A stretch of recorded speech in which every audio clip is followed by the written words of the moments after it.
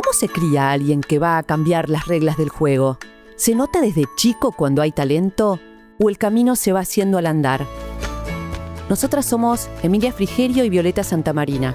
En Madres de salimos a buscar la palabra de las mujeres que mejor los conocen.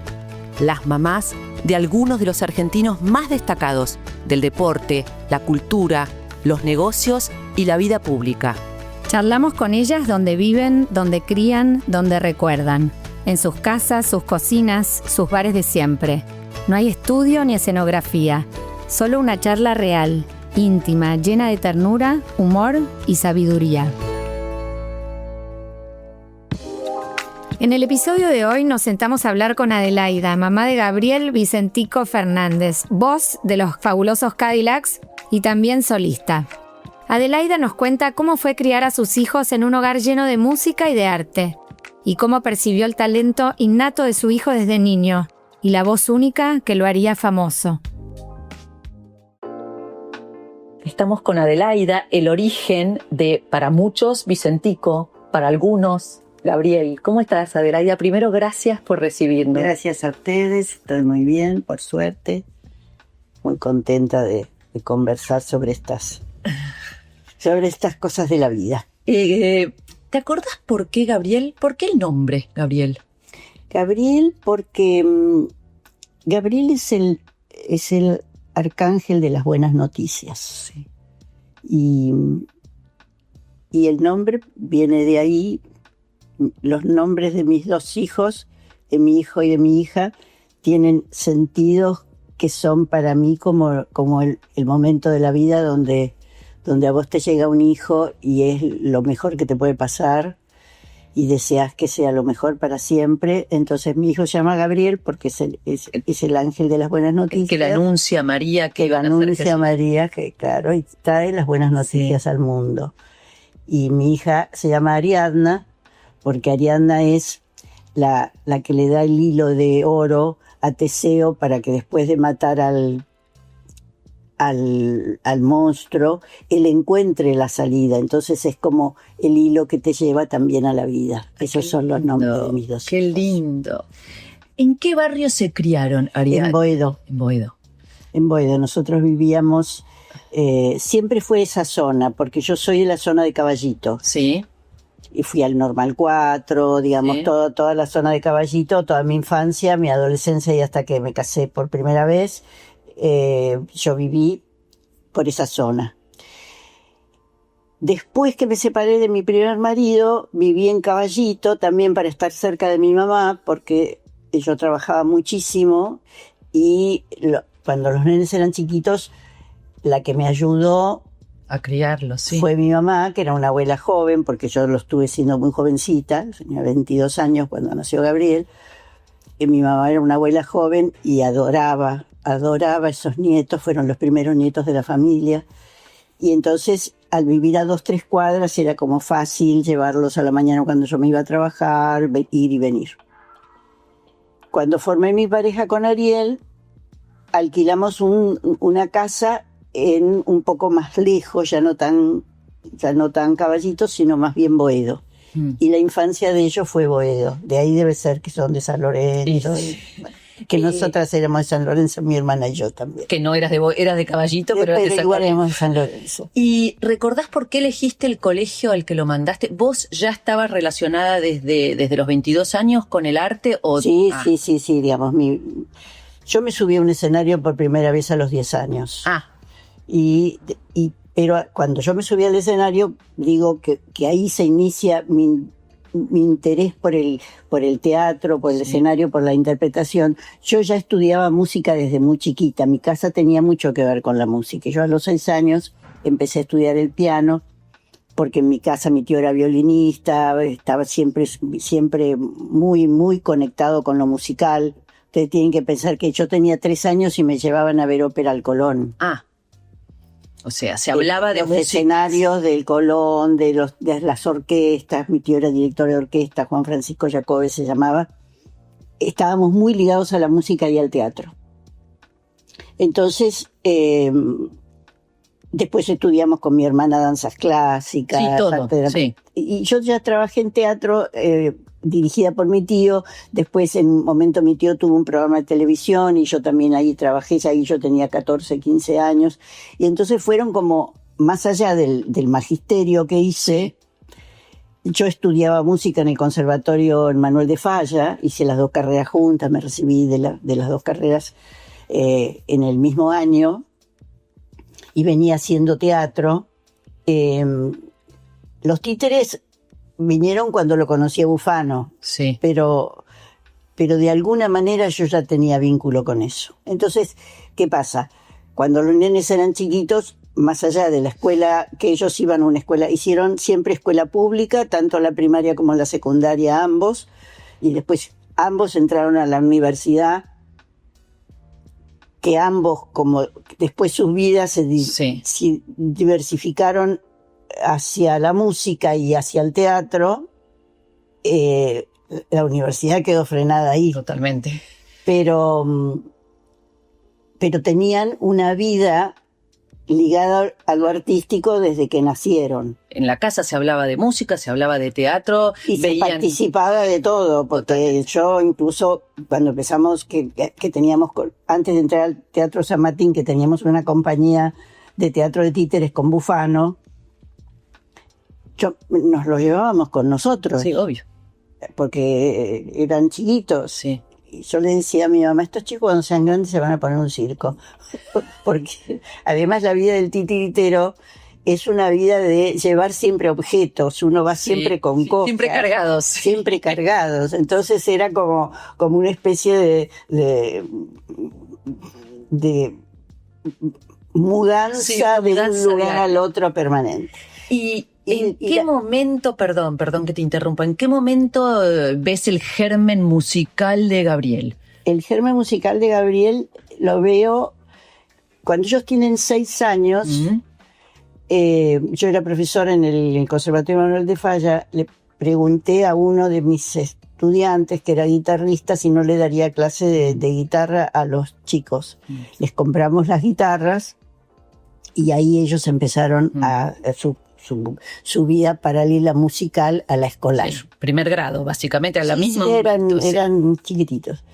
Y enseguida se vio que ellos, sobre todo Gabriel, Ariana también, pero sobre todo Gabriel, se manejaba muy bien con la guitarra. Y él fue creciendo en eso. Un poco más tarde, ya un poquito más adelante, empezó a estudiar piano. Siempre, ellos nunca fueron, lo musical no lo hicieron en instituciones. Nosotros éramos profesores en el Instituto Labardén, que es un instituto donde los niños van a hacer arte, pero ellos nunca fueron alumnos en el Labardén. Entonces me dicen, ¿cómo no los mandaste? No los mandé porque yo era profesora en el Labardén, después fui directora de esa institución, y mi persona tenía mucho peso en la institución. Sí. Entonces, vos llevas tus hijos ahí y tienen que tener a la madre profesora, a la madre directora. Es negativo para los niños. No es un espacio de ellos. Tienen que tener su propio espacio, no estar influidos, porque además, como uno es una docente que tiene un peso afectivo sobre los estudiantes muy fuerte, el niño tiene que estarse como escuchando cosas de su madre que no tienen que ver. Nunca me pareció oportuno, de manera que la formación musical de ellos fue dentro del hogar. Perfecto. Dentro del hogar y pensada, y me imagino que buscaste a las personas que a vos también te gustaban, ¿no? Con mucho amor. Eso pasó. Después, cuando él quiso estudiar el piano, también estudió el piano con alguien que había sido alumna mía del conservatorio, y ahí me acuerdo que ella me decía, porque lo que tiene Gabriel, que eso es completamente me excede, es propio de él, que tiene como una condición natural para los instrumentos, que sea el instrumento que le cae en las manos, él lo toca y yo digo, ¿cómo hace? Wow. De verdad, yo toco el piano y es para mí que, digamos, yo tengo que hacer mucho esfuerzo para tocar el piano y tuve mucho esfuerzo, no fue sencillo para mí. Y él tiene como una facilidad natural. Eso es propio. Dicen que Charly García también, o sea, sí. Es como muchos músicos y entrevistamos a la mamá de un guitarrista también que ahora está tocando con los Black Crowes, un chico Nicolás, y que hablaba de lo mismo, un poco de esa cosa como innata, como que lo traen, nacen un poco con eso. Él es zurdo, o sea que cuando vino el profesor de guitarra, los dos hijos míos son zurdos. Cuando vino el profesor me dice, son zurdos. Hay que cambiarse el encordado para el otro lado. Ya, yo no sabía eso. Bueno, a cambiarle el encordado a las guitarras, porque los guitarristas tocan al revés. Y Adelaida, ¿en qué momento notás esa voz tan característica, tan maravillosa y tan distinta de Gabriel? La voz y la capacidad de componer, ¿no? Que las dos cosas. Me deben haber venido juntas. Hoy como compositor, eso... Vamos a ver, ellos empiezan en los últimos años del secundario, iban al Mariano Acosta, arman un grupo y empiezan a tocar de una manera, vamos a decir, como un juego casi, sí. Como es la manera como ellos empiezan. Y él se constituye como el líder del grupo, la voz, un poco... ¿Cómo diría? También un poco como le pasa a Florian, algo así como, bueno, nadie quiere cantar, bueno, canto yo. Como que decantó, como de casualidad. Digamos, de alguien que, como les digo, tenía como ya un vínculo con la música como muy natural, muy propio. Es cierto que en su crianza desde la panza, pero sobre todo en su crianza desde que nacieron, yo fui una mamá que siempre les cantó para que se durmieran. Yo cantaba muy bien, tenía una hermosa voz. Qué lindo. Que ya no tengo, por eso digo tenía. Y les cantaba. Y creo que les canté hasta los 7, 8 años, antes de dormir. Ya cuando tenían 7 años me decía, mamá, cantarnos la tal, cantarnos la cual, cantarnos la... ¿Te acordás qué cantabas? Cuando eran chiquititos eran canciones de cuna, pero también canciones de mi vida musical, digamos. Les cantaba mucho canciones de García Lorca, les cantaba canciones italianas, les cantaba algunos fragmentos de óperas, que eran como las cosas, las músicas que a mí también me habían criado. Pero cuando él tenía 1 año que empezó a hablar, las canciones que yo le cantaba, hacíamos un juego que él me las completaba. Yo le cantaba, una ranita, y él decía, en camillón, toma la sopa con cuchadón, decía. Entonces ya me armaba las canciones, era un juego que hacíamos de las canciones que yo le cantaba. Yo creo que hay estudios sobre la psicología evolutiva relacionada con la música que sostienen que si uno le estimula el oído desde muy pequeñitos y desde que nacen, se desarrolla el oído de una manera mucho más, digamos, desarrollada. Sí. Está mal decir la palabra.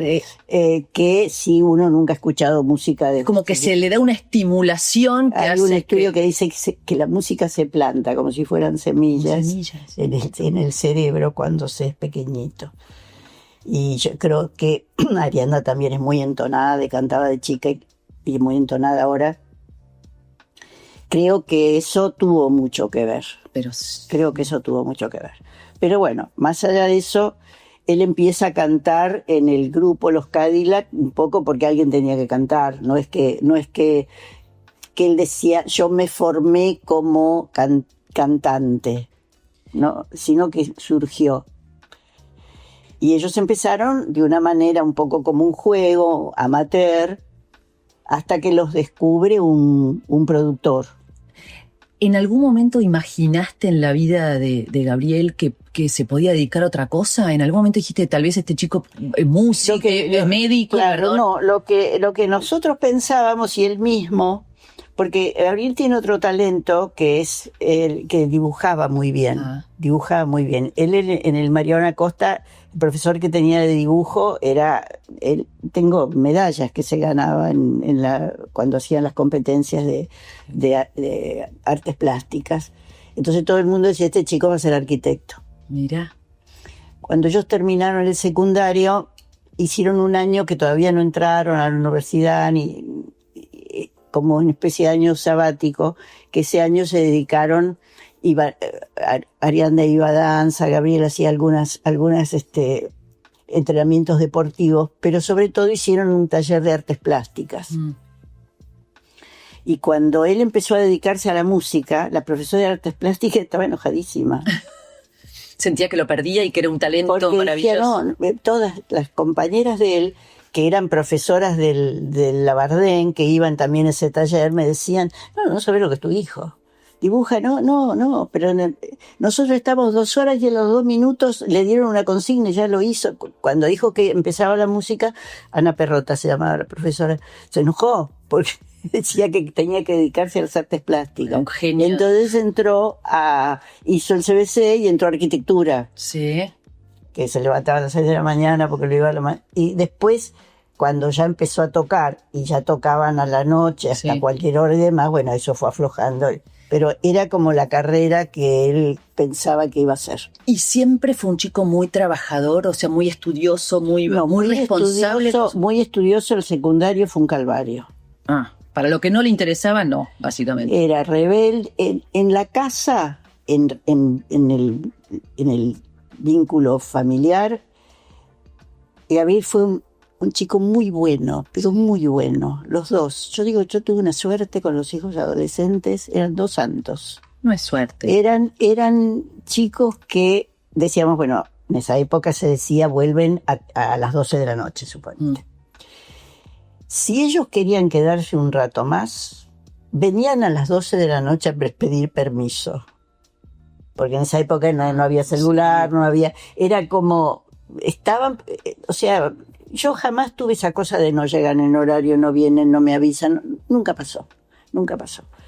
En la escuela era muy travieso. Lo que no era, en la escuela era muy travieso. En la primaria era tremendo de travieso, de que hacía las 1000 perradas, inquieto, divertido, cachador, le tomaba el pelo a todo el mundo, se reía. Y en el secundario era rebelde.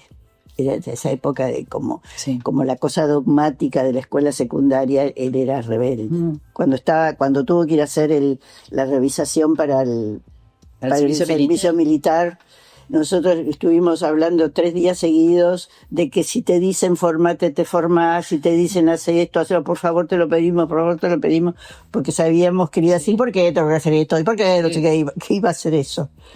Felizmente, como tiene un astigmatismo brutal y es un poco miope, zafó Qué bueno.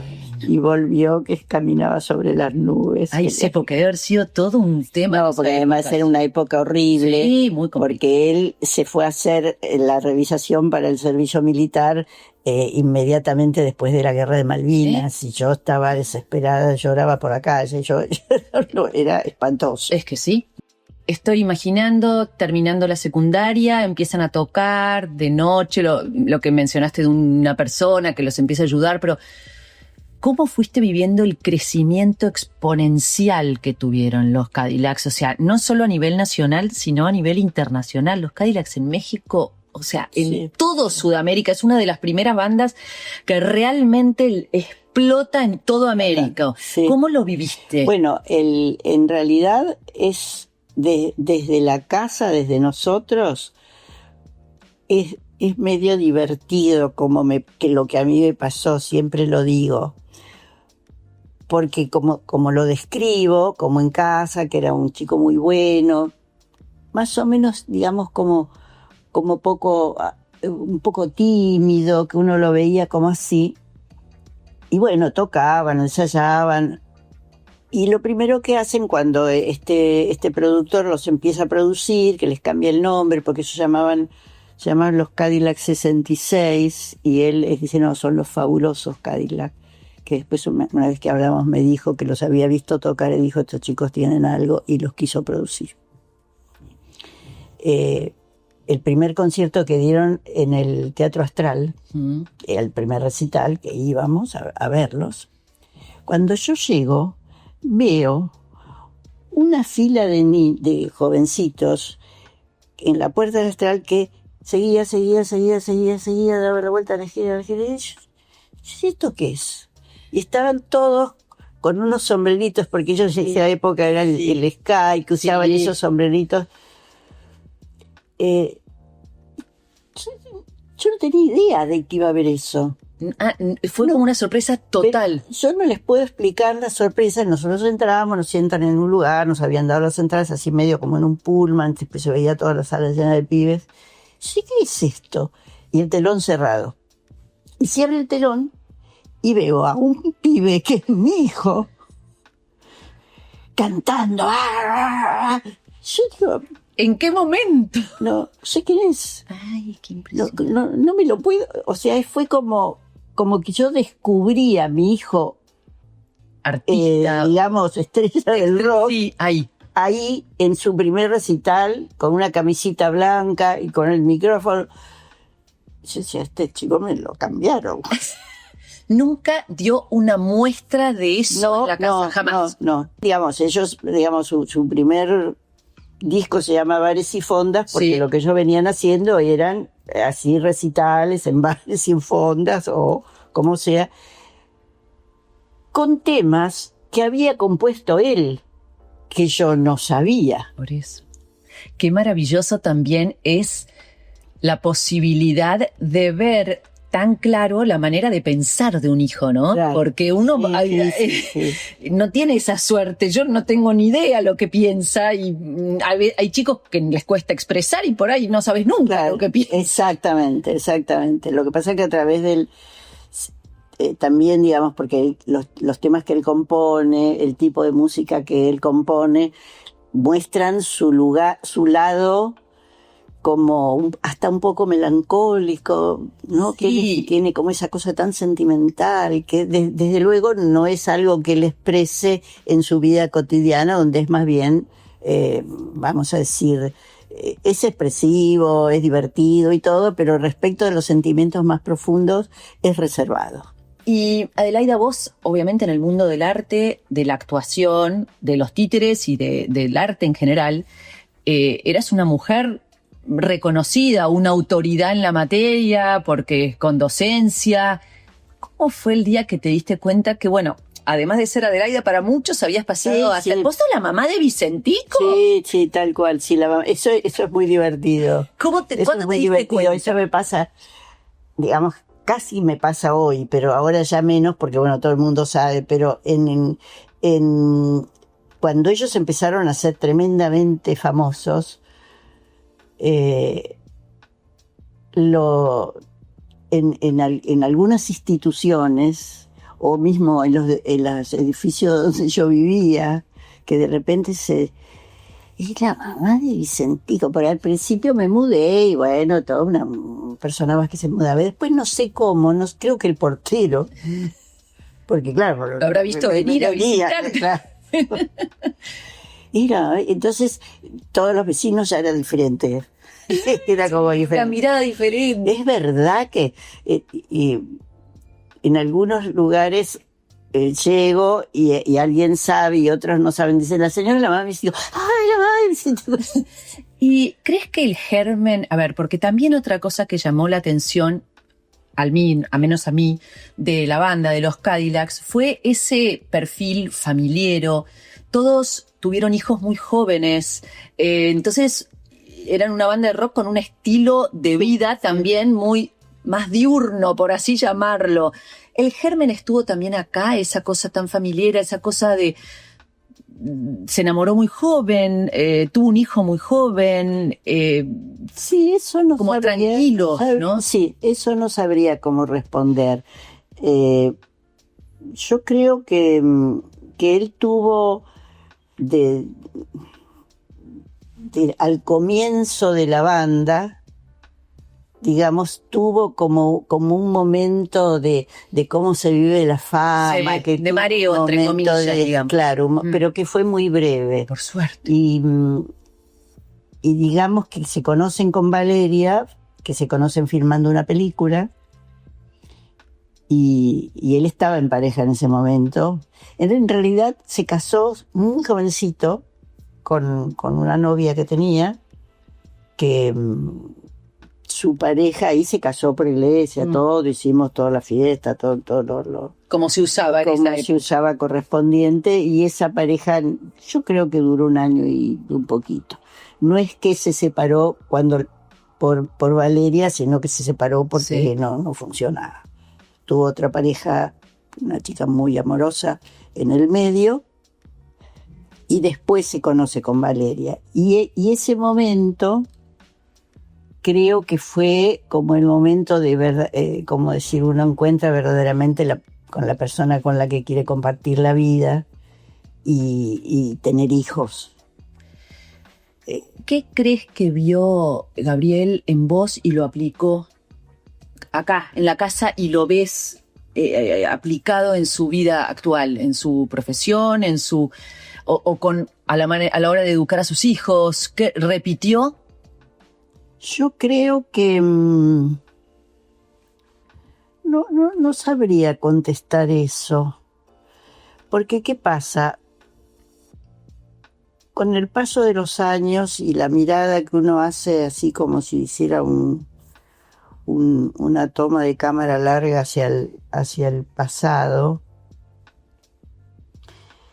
la maternidad mía fue una maternidad, si bien presente, como esto que cuento, también fue una maternidad no convencional, porque yo trabajaba muchísimo. Yo fui una mujer que tuve como objetivo, no sé si eso fue bueno o malo, no sé, pero yo digo, no fui tan buena madre como me creía. Esto es lo que pienso ahora, mirado desde el tiempo. Sí creo que el germen que yo pude plantar en mis 2 hijos fue el germen de que lo más importante de la vida, aparte de los afectos, es el trabajo. Y es tan trabajador. Perfecto. ¿No? Y yo era así. Yo creo que eso fue lo que yo transmití, que no es que lo transmití, chicos. No, lo vieron. Mi mamá sí me lo transmitió a mí de esa forma. Mi mamá me decía siempre, no permitas nunca que un hombre te mantenga. Por supuesto, ella la mantenía el marido. No, sí, pero... No permitas nunca que un hombre te mantenga, siempre tu dinero. Y yo escuchaba eso, que lo escuchaba, y en el momento que lo escuchaba no sé si lo llegaba a entender, pero seguramente eso fue algo tan profundo en mí, la libertad y la posibilidad de ser quien decide Elegir. Entonces yo creo que eso es lo más fuerte que yo transmití a mis hijos, porque ambos no paran un minuto, y sus hijos, los hijos que ya están en condiciones de trabajar, ya sean tanto sea Florian como Jano, no paran un minuto. Yo digo, ¿y Jano qué está? No, hoy tiene esto, tiene lo otro, y ese chico no para un minuto. Creo que eso es lo que yo transmití, más que decir lo que tienen que pensar de la vida, que por supuesto desde el punto de vista del humanismo que todos tuvimos en mi casa, ellos se formaron en eso y son así. ¿Cómo fue también el día que te diste cuenta de que, a ver, tú, Gabriel, el Gabriel de la familia, de repente hay la mamá de Vicentico, porque hay mucha gente que no sabe que se llama Gabriel. Tal cual. ¿Y por qué vino Vicentico? ¿Quién se lo puso? No lo sé. Sé que es una broma que empezaron a hacer en el grupo de los fabulosos. Él decía que era, pero la verdad que eso hay que preguntárselo a él porque yo muy bien no lo sé. Él dice que había un personaje de televisión Y como él era cabrón, se enojaba y era como tenía ese carácter de chiquito, que ahora ya no tiene, pero de chiquito cuando jugaba al fútbol y eso era así como... Y que le decían, no te alteres, Albertico, no te alteres, Albertico. No sé cómo eso derivó en Vicentico. Perfecto. Y de pronto empezaron Vicentico y ya se hizo famoso con ese nombre. Como artista... Y algunos creen que se llama Vicente. Sí, que por eso sí, el hijo se llama Vicente. Al nene le pusieron Vicente. Como artista y como madre, ¿te pidió consejos en la profesión, de la profesión? En algunos momentos donde algo no estaba bien, sí. O sea, fuiste consejero. Pero porque él, digamos, los momentos en que me llamó y decía, mamá, quiero tomar esta decisión o me está pasando tal cosa, en esos momentos que eran momentos de rupturas, ahí sí. No sé si me pedía consejo o necesitaba contármelo. ¿Cómo viviste sus inicios como solista? ¿Sentiste que era un artista diferente?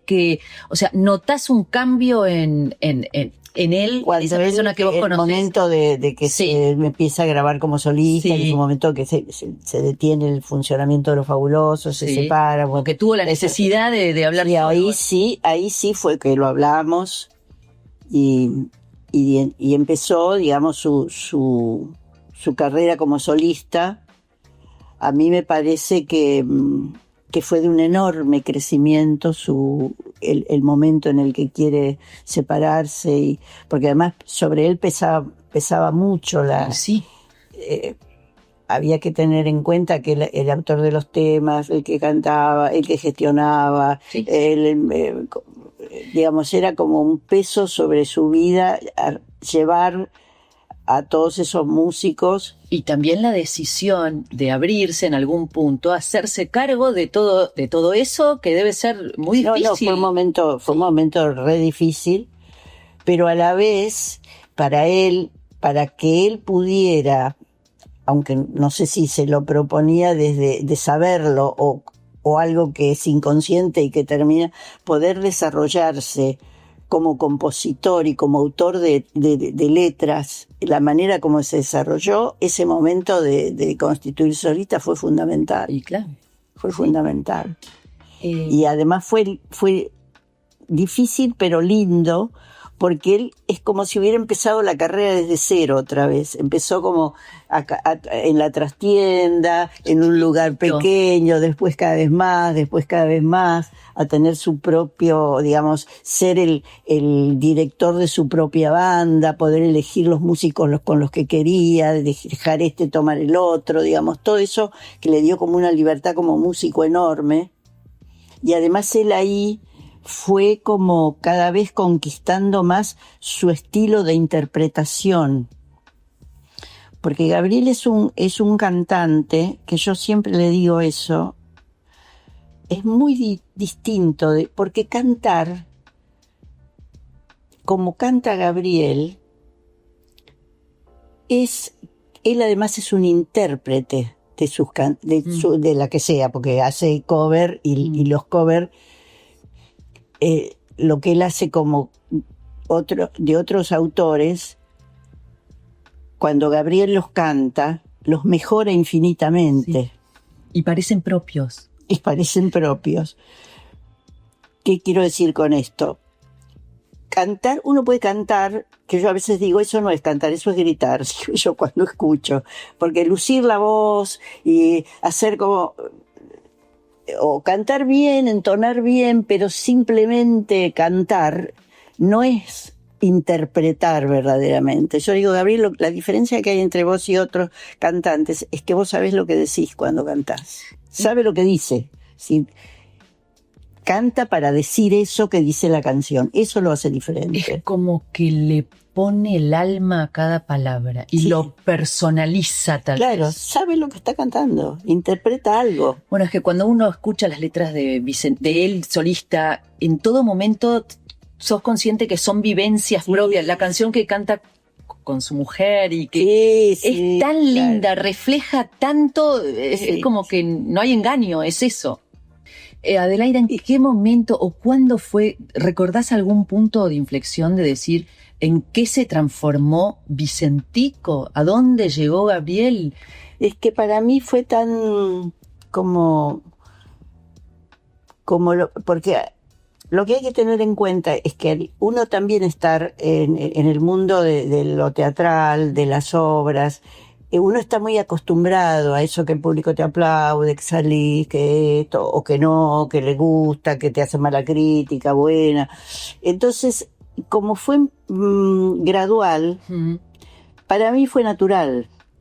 La única vez, o las únicas veces, pero me acuerdo de una vez porque me quedó grabado, que me resultó un impacto cuando ellos ya eran como muy famosos. Una vez que entré a una confitería, yo trabajaba en la dirección de enseñanza artística ahí en Avenida de Mayo, cerca de la Plaza de Mayo, y había en la calle Bolívar, había una confitería que se llamaba La Victoria. Y entro a tomar un café que llegaba, y estaba sonando un tema, y era Gabriel que cantaba. Y yo me paré en el medio del bar y estaba por decir, como decirle a la gente que estaba allí, que no, o sea, no. Y gracioso porque alguna vez tomé un taxi, está pasando un tema de él, y el chofer me dice, mire que bien que canta. Y yo le digo que es mi hijo, no le digo, porque en un recital, eran Los Fabulosos todavía, creo que en el Luna Park o en uno de esos lugares muy grandes, estábamos sentados, nosotros, un poco más atrás estaba la mamá de Flavio, y yo tenía un nene al lado que tendría 15 años, 16, y que me daba codazos y me decía, ¿le gustan Los Fabulosos, señora? Porque claro, al chico le debía parecer raro, una señora grande, todavía no era tan grande como ahora. No dabas el physique to roll para estar ahí con todo, que estaba, y darme cosas, yo le gusta. Entonces yo le digo, soy la mamá de Vicentico. Ah, sí, yo soy el sobrino del Pato Donald. Es que sí, tal cual. Te digo que soy la mamá, le digo yo. Entonces no me creían ni un poco. Y entonces yo le digo, mira, esa señora que está ahí atrás es la mamá de Flavia. Entonces el pibe se subió por arriba de las butacas y se fue y le preguntó y le dijo sí que era. Entonces ahí dijo sí, es la mamá. Bueno, ya no me dejó tranquilo durante todo el recital. Alguna vez, ya vamos terminando, pero alguna vez, por ahí es una pavada mía, pero a ver, la música, la noche, ¿te dio un poco de miedo ese ambiente al que iba a entrar Vicentico o al que ya era parte y toda la fama, el mareo, todo lo que podía llegar a generar? No, la verdad que nunca me dio. Siempre estuviste muy segura de nunca me dio miedo. Yo en ese sentido, como digo, como era él, que uno lo conocía de toda la vida, era muy centrado, alguna vez puedo haber tenido, como tiene como todo el mundo, cosas así un poco alocadas, pero no, nunca tuve ese miedo. Y por último, ¿qué le dirías a una mamá de un chico que hoy tiene 10, 11 años, está todo el día sentado enfrente al piano o con su violín, componiendo, armando, deseando, soñando con llegar a ser un gran artista alguna vez en su vida? Y que lo acompañe, que deje que haga lo que verdaderamente siente, que no lo critique, que no lo presione, pero que lo acompañe. Muchísimas gracias. No, a ustedes. Gracias por escuchar Madres de. Esta serie fue grabada en los lugares donde estas madres viven, recuerdan y crían. Nos sentamos a escuchar sin apuro a quienes acompañaron sin pedir aplauso, porque vale la pena escuchar a quien estuvo ahí desde el principio. Una producción de La Nación Play.